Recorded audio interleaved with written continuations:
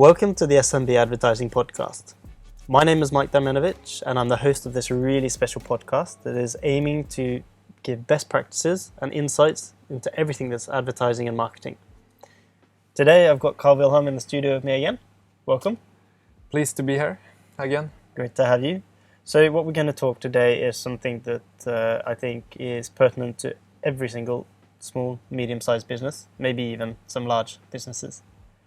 But let's say that your company has been running your ads, you've been running your campaigns, and you've done everything right when it comes to your campaign. You're very happy with your campaign. It's getting clicks, it's getting a good click-through rate, you're getting conversions, whether that be sales or leads. But what is it that a small business or a medium-sized business should actually be paying attention to now?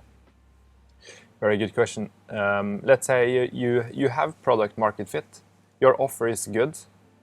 Now you should pay attention to, of course, among other things, but pay attention to your landing page. What can you do to improve the landing page? Because once your ads are generating traffic and a visitor is landing on your page, if that page is not appealing enough or compelling enough, then they will just bounce and leave your page and your budget goes to waste. Even if your offer is really good, you need to optimize your landing page. And there are certain elements that are very important to include on your page. The first one is a clear headline on top of the page that includes your unique selling proposition. What do you actually do? What do you offer?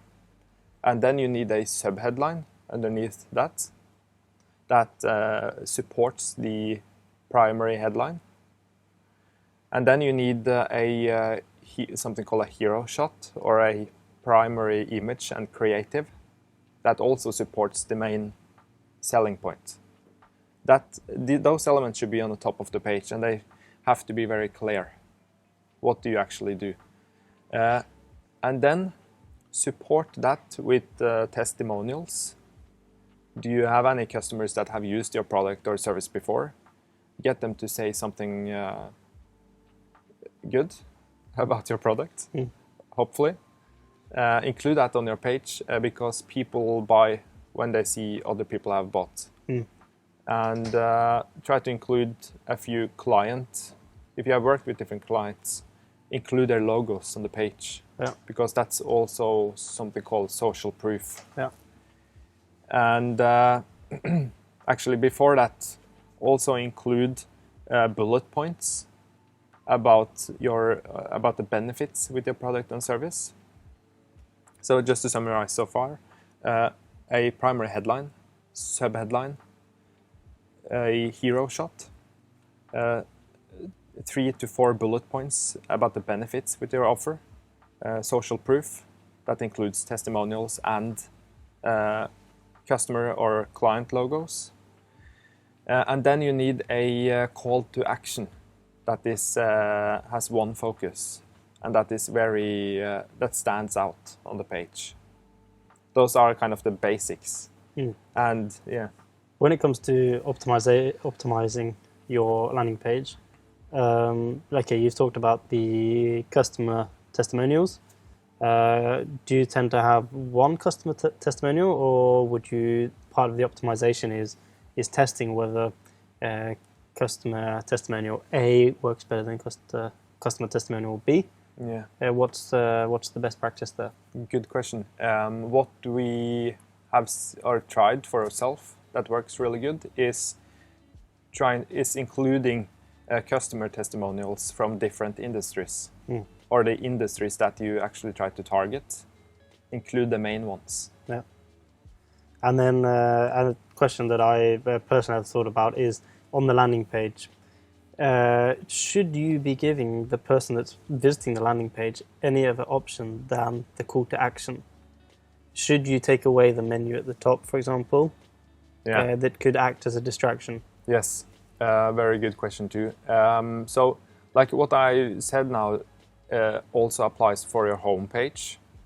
You should improve your home page to include those elements. But if you also build a landing page where you drive the traffic to, which we highly recommend to do, because a landing page converts better than a homepage, because often it's more tailored, it's more relevant for what you advertise, then you should remove the top line, the menu, because the landing page has one goal, and that is to convert to that main call to action that you have on the page.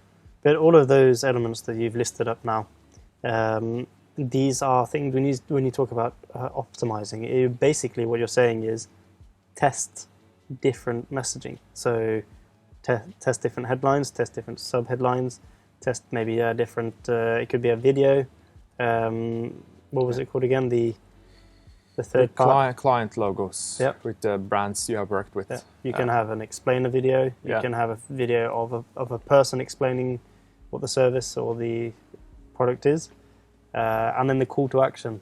For example, in Adline, we've had a sign up for your user here. It could be start your trial. But you can change those different call to actions and see which one is working best, right? Yeah, and it's a tool I recommend to use that we actually were talking about previously. It's called Google Optimize. It's a free tool, free A/B split testing tool that you can install on your page easily via Google Tag Manager. And it allows you to change the elements that are already on your page. So then you can test different text on the buttons. Okay. And then you can basically split all the traffic in two. So 50% of the traffic will see that button, and 50% of the traffic will see, for instance, start your 14-day free trial. And then we can see which one works the best over X amount of time. Perfect. Well, thank you so much, Carl. Just to quickly summarize then, you have been running your campaign, your ads, and everything is working as it should be. Your ads are delivering clicks and a good click-through rate. You're actually getting conversions. But then to continue to get conversions and to increase your conversions, then you need to be optimizing your landing page. Exactly. Perfect. Thank you again, Carl. Thank you very much. And thank you for listening, everyone.